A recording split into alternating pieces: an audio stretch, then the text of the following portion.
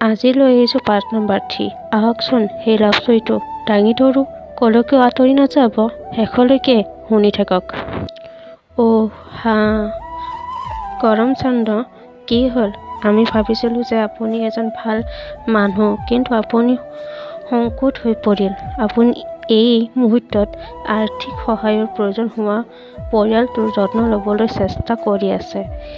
এই গাঁৱৰ নাৰায়ণ যাদৱে কথা পাতিছিল। এইবোৰ শুনি কেশৱ আৰু তেওঁৰ পৰিয়ালো তেজ সুখী হৈছিল। ঘৰৰ দুৱাৰত আহাৰ খোৱাৰ কোনো ঠাই নাই। এতিয়া আপুনি গোটেই গাঁওখনৰ কেনেদৰে খুৱাব? আৰু যি ধৰণে খেতি পথাৰৰ অৰ্ডাৰ দিয়া হৈছে, পথাৰখন বিক্ৰী কৰিব লাগিব।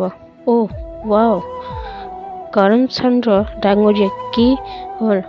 আমি ভাবিছিলোঁ যে আপুনি এজন ভাল মানুহ, কিন্তু আপুনি সংকট হৈ পৰিল। আপুনি এই মুহূৰ্তত আৰ্থিক সহায়ৰ প্ৰয়োজন হোৱা পৰিয়ালটোৰ যত্ন ল'বলৈ চেষ্টা কৰি আছে। এই গাঁৱৰ নাৰায়ণ যাদৱে কথা পাতিছিল।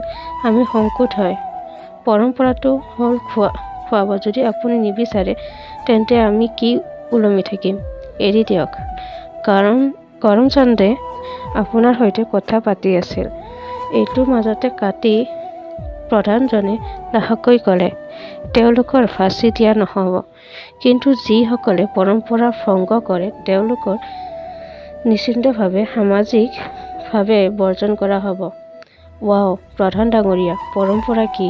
এজন ব্যক্তি মৰিলে কোনো গুৰুত্ব নাই।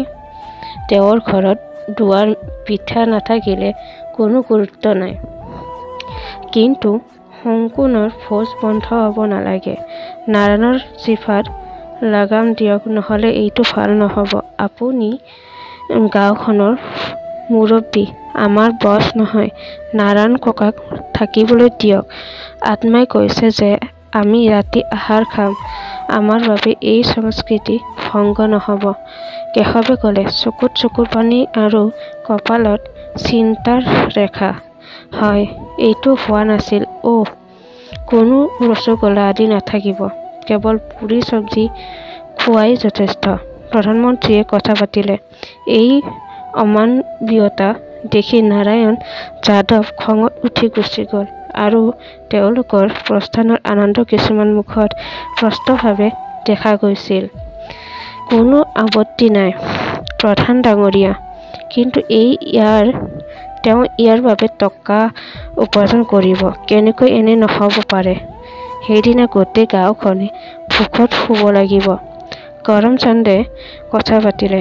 এই কথা শুনি গোটেই বিধানসভাখনত শান্তি আছিল। কেশৱ আৰু তেওঁৰ মৃত্যুৱে ক'ৰবাৰ ওচৰত সমাধান থাকিব পাৰে বুলি আশা কৰি ইজনে সিজনৰ ফালে চাই থাকিবলৈ আৰম্ভ কৰিছিল।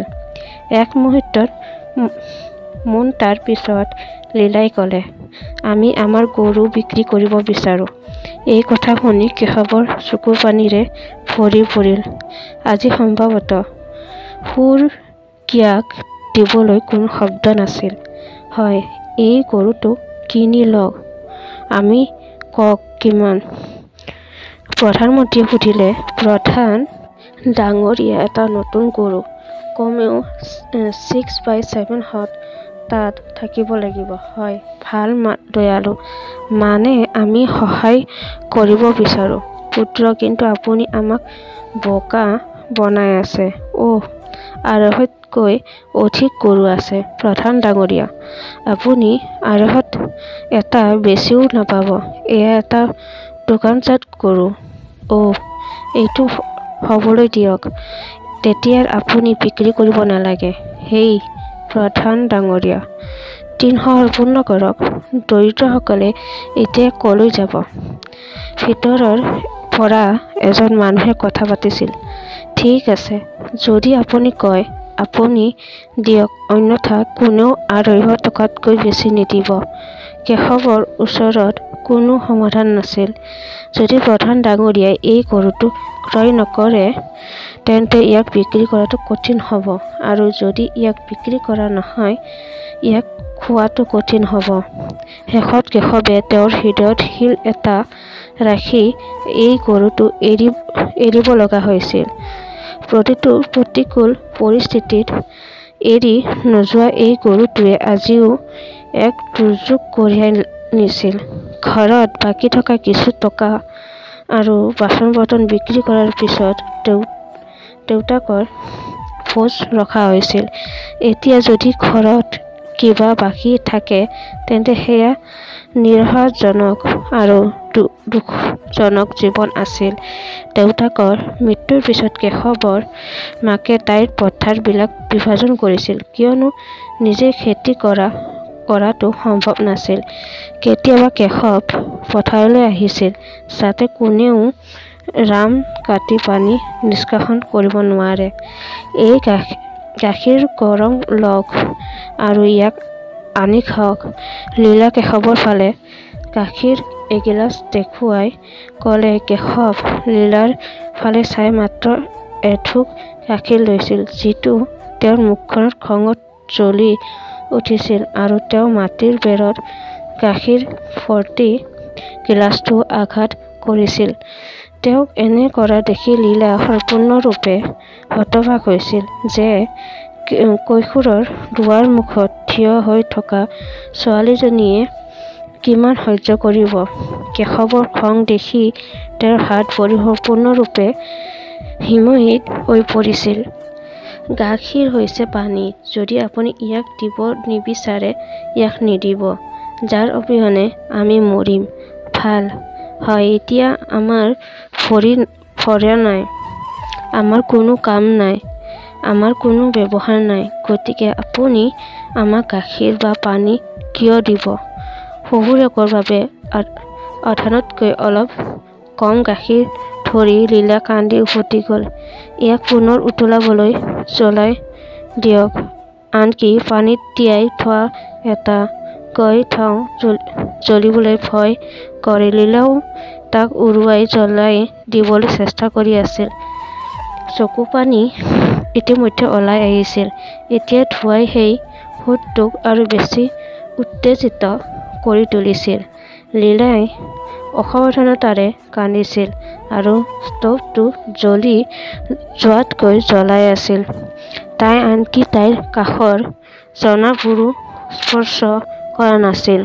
সম্ভৱতঃ তাই বিচাৰিছিল যে ধোঁৱাৰ চকুপানীৰ আঁৰত তাইৰ বেদনাৰ চকুপানী লুকাই থাকক।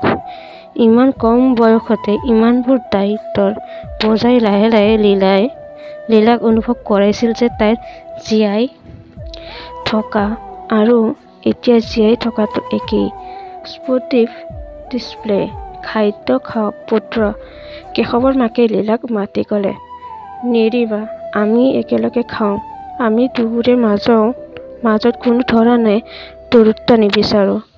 কেৱল এইটো কৰক। এটা অতি মিঠা কথা কোৱাৰ কোনো প্ৰয়োজন নাই। কেৱল চাওক আমি আমাৰ হৃদয়ত কি কৈছিলো। বস্তুবোৰ এক ষড়যন্ত্ৰ যেন লাগিবলৈ ধৰিলে। কেশৱে লীলাক অতি ৰোমান্টিক সুৰত কৈছিল।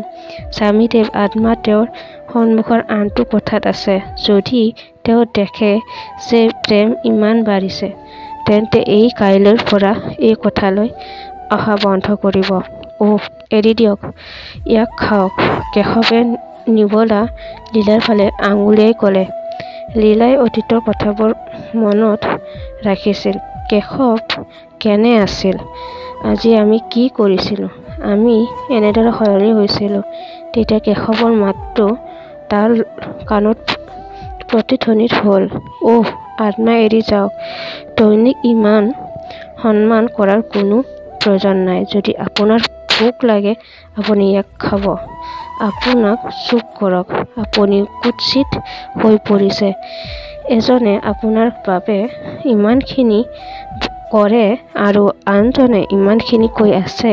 যদি আন কোনো নাছিল, তেন্তে আপুনি আপোনাক দীঘলীয়া সময়ৰ বাবে এৰি থৈ গৈছিল। কেশৱৰ মাকে এক পলকতে ক'লে। পাৰ্ট নম্বৰ 4 শুনিবলৈ মোৰ এই ইউটিউব চেনেলটো ছাবস্ক্ৰাইব কৰিব লাগিব, বেল আইকনটো দবাই দিব লাগিব, লাইক কৰিব লাগিব আৰু লাভ ষ্টৰীবোৰ ভাল লাগে তেন্তে কমেণ্ট কৰিবলৈ কেতিয়াও নাপাহৰিব আৰু লগতে আপুনি আপোনাৰ বন্ধু বান্ধৱীৰ সৈতেও শ্বেয়াৰ কৰিবলৈ কেতিয়াও নাপাহৰিব। পাৰ্ট নম্বৰ 4ৰ সৈতে আকৌ লগ পাম। তেতিয়ালৈকে অপেক্ষা কৰক। ধন্যবাদ।